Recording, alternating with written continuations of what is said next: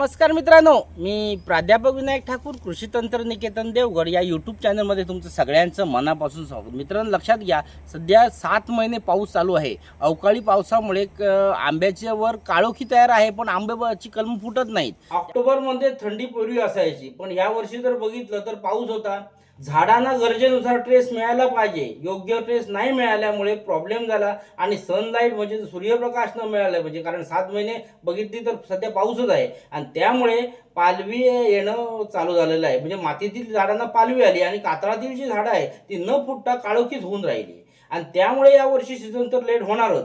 पण आणि सगळ्यात महत्त्वाची गोष्ट काय, या स्थितीतून मोहर यावा आणि उत्पादन मिळावे म्हणून शेतकऱ्यांच्या मागणीनुसार म्हणत होते की आम्हाला आता यावर उपाय सुचवा। म्हणून आज आपण हा व्हिडिओ बनवतो की शेतकऱ्यांना यावर काय काळजी घ्यायला पाहिजे की काय उपाययोजना करायला पाहिजे याचा आपण आज अभ्यास करूया व मोहर लवकर येण्यासाठी जे तोडगे आहेत ते पाहूया। मित्रांनो, जरा विचार करा की आंब्याला उत्पादन येण्यासाठी काही भौतिक कारकांबरोबर रासायनिक आणि जैविक कारकांची महत्त्वाची आहेत आणि ही जैविक कारके आणि रासायनिक कारके यासाठी काय करायचं, त्याचप्रमाणे जमीन उत्तम असणं गरजेचं आहे आणि जमिनीचा सामू हा त्याच्यावर उत्तम म्हणजे जास्त परिणामकारक आहे आणि तो परिणामकारक होण्यासाठी आपण आता पुढील व्हिडिओमध्ये बघूया की काय काय उपाययोजना करू शकतो। आता मित्रांनो, आपण जमिनीपासून सुरुवात करूया। जमिनीचा सामू जो ज्याला पीएच म्हटला जातो तो 7 ते 8 दरम्यान असणं गरजेचं आहे आणि जर सामू 6 पेक्षा कमी असेल तर झाडांना प्रति गुंठा तुम्हाला 2.5 किलो चुना मिक्स करायचा आहे, तो जूनमध्ये। आणि जर समजा पावसात करायचं असेल तर तुम्हाला ग्रॅन्युअलमध्ये आणि उन्हाळ्यात करायचं असेल तर पावडर फॉर्ममध्ये तुम्ही मिक्स करू शकता। त्याचप्रमाणे जर 8 पेक्षा जास्त अल्कलीन जमीन असेल तर 8 पेक्षा जास्त असल्यास 2 गुंठा प्रति झाड तुम्हाला जिप्सम वापरायचं आहे, म्हणजेच कॅल्शियम सल्फेट, आणि ते मिसळल्यानंतर तुम्हाला जमीन ही चांगली सुपीक राहणार, कारण जिप्सम हे भूसुधारक आहे। दुसरी गोष्ट, सगळ्या लागवडीच्या रोपांसाठी पाण्याचा निचरा होणारी मात्र जमीन लागते। आणि दुसरी गोष्ट पुढे आहे अशी आहे की जर 5.5 पीएचच्या आत जर आम्ल म्हणजे ॲसिडिक जमीन असेल तर त्याच्यामध्ये तुम्हाला कॅल्शियम व पोटॅशियमची उपलब्धता घटते आणि हे न मिळाल्यामुळे फळांचा आकार, चव, साखा यासारखी विकृती बनते। ॲसिडिक जमीन सुधारण्यासाठी कळीचा चुना म्हणजे ज्याला CaCO3 असं म्हटलं जातं आणि बहार येण्याअगोदर जर तुम्ही ओलावा असताना जर 300 ग्रॅम 5 लिटर पाण्यात लिक्विड लाईम सल्फाईड बुंद्याजवळ 4 ते 5 खड्डे मारून अर्धा फुटापर्यंत जर खड्ड्यात ओतले तर तुम्ही त्याच्यावर मात करू शकताय। दुसरी गोष्ट म्हणजे आंबा व्यवस्थापनासाठी संजीवकाचा वापर असणं गरजेचं आहे। आता संजीवकाचा वापर म्हणजे नेमकं काय, तर आपल्या आंब्याच्या पिकामध्ये येणारी जी संजीवक आहे त्यामध्ये ऑक्झिन आहे, जिब्रेलिक्स आहे, सायटोकायनिन्स आहे, वाढरोधक आहे, त्याच्यात म्हणजे याला इनिबिटर म्हणतात, इथिलिन आहे, वाढ रोधकसारखी संजीवक आहेत, त्यामध्ये कल्टार येतं। तर ह्या संजीवकांचा योग्य वापर असणं गरजेचं आहे आणि जर ती असतील तरच तुम्हाला बहार उत्तमपैकी येणार। या संदर्भात मी स्वतंत्र एक व्हिडिओ बनवलेला आहे, तो बघितल्यानंतर तुम्हाला या संदर्भात सगळं समजेल। आता महत्त्वाच्या मुद्द्याला आपण सुरुवात करूया। आंबा पिकाला मोहर येण्याची पूर्व जी लक्षणं आहेत ही महत्त्वाची आहेत। म्हणजे उदाहरण कसं, तर ऑक्टोबरमध्ये आलेल्या पालवीची शेवटचं जे जर पान तुम्ही जर अभ्यास केला तर हे पान हे तुलनात्मक लहान असते, म्हणजे बाकीची मोठी असतात आणि हे एकच फक्त शेवटचं लहान असते। आणि जर असं जर वाटलं तर आपल्याला समजायचं की जर त्याच्यातून मोहर येणार, पण जर ते मोठं असेल शेवटचं पाणी म्हणजे इतर तुलनांच्या बरोबर सारखं असेल तर समजायचं पालवी येणार, हे पहिलं आधी निरीक्षण आहे।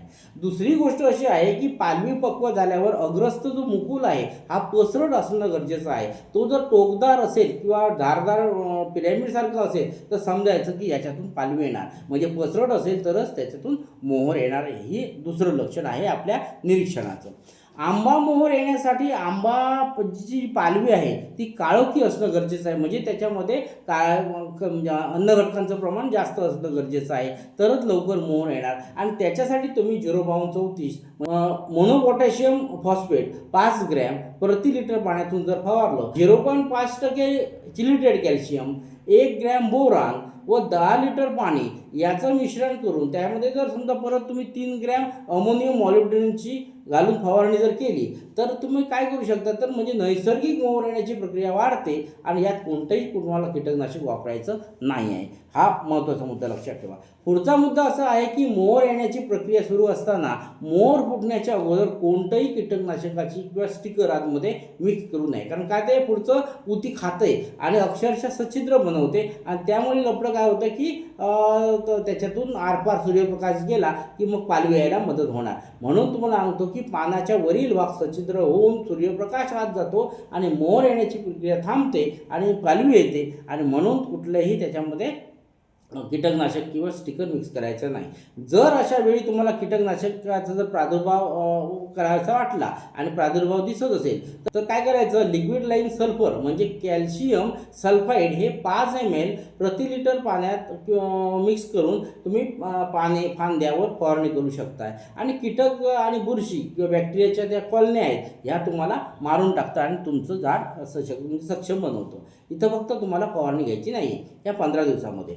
पुढचा मुद्दा असा आहे की जर आंबा मोहर पूर्व व्यवस्थापन तुम्हाला करायचं असेल आणि जर तुम्हाला बघायचं असेल तर पानाच्या शिरा ह्या ऑक्टोबर आणि नोव्हेंबरमध्ये पिवळ्या झालेल्या दिसतात. त्या जर पांढऱ्या असतील तर समजायचं की सूर्यप्रकाश मिळालेला नाही आहे आणि तो पिवळा होणं गरजेचं आहे. आणि पिवळा झालेल्यातूनच तुम्हाला काय होणार, मोहर बाहेर पडणार. हे पहिलं निरीक्षण लक्षात ठेवा. यावर्षी काय झालं, यावर्षी पाऊस असल्यामुळे ह्या सूर्यप्रकाश न मिळाल्यामुळे ते नोव्हेंबरमध्ये गेलं. म्हणजे ऑक्टोबरला ते दिसायला पाहिजे ते नोव्हेंबरमध्ये दिसतंय. आणि आता नुकती गुलाबी थंडी चालू झाली त्यामुळे या आता वाढणार आहे. पण जर पानाच्या शिरा पांढऱ्या असतील आणि त्या पिवळ्या होण्यासाठी आपल्याला मग 13-0-45 म्हणजे पोटॅशियम नायट्रेट 7 ग्रॅम प्रति लिटर आणि 1 ग्रॅम चिलिटेट कॅल्शियम याचं मिश्रण तुम्हाला फवारणं गरजेचं आहे. आणि त्याचबरोबर जर तुम्ही 5 ग्रॅम पोटॅशियम मॅग्नेशियम सल्फेट म्हणजे पोटॅशियम मॅग्नेशियम सल्फेट ज्याला म्हणतात स्कोनाईट म्हणतात, मग त्याचं जर समजा तुम्ही फवारणी केली आणि जवळजवळ 10 ते 12 दिवसांनी जास्तीत जास्त 15 दिवसाच्या अंतराने 2 वेळा तुम्ही जर फवारणी ही जर केली तर अन्न लवकर तयार होतं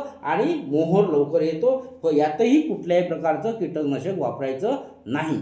दुसरी म्हणजे हा मुद्दा लक्षात घ्या. आजच्या व्हिडिओचं महत्त्वाचं प्रयोजन असं आहे की लवकर मोहर येण्यासाठी या 2 गोष्टी लक्षात घ्या. पानांना काळोखी असताना ऑक्टोबरमध्ये घ्यायची फवारणी, त्यामध्ये 13-0-45 5 ग्रॅम प्रति लिटर पाणी पोटॅशियम नायट्रेट म्हणतात. आणि ते झाल्यानंतर 10 ते 12 दिवसाच्या अंतराने 0-32-34 5 ग्रॅम प्रति लिटर पाणी मोनोपोटॅशियम फॉस्फेट 10 ते 12 दिवसाच्या अंतराने फवारणी घेणं. म्हणजे लक्षात घ्या, पांढरं असेल तर 13-0-45 आणि जर येल्लो झालेलं असेल तर 0-32-34. आपण सरळ 0-32-34 वापरतो. म्हणून निरीक्षण करा, पानाच्या शिरा बघा, त्या जर तुम्हाला पांढऱ्या दिसतील तर 0-32-34 मारून फवारणी करा. आता हे लक्षात ठेवा, याच्यामुळे काय होणार, तुमच्या शिरा येलो होऊन तुमचा मोहर लवकर येण्यास मदत होईल. 15 ते 20 दिवस लवकर येईल आणि मॅच्युअर पालवी असेल त्याच्यातून मोहर येण्यास मदत होईल. हे आजचा सल्ला आहे.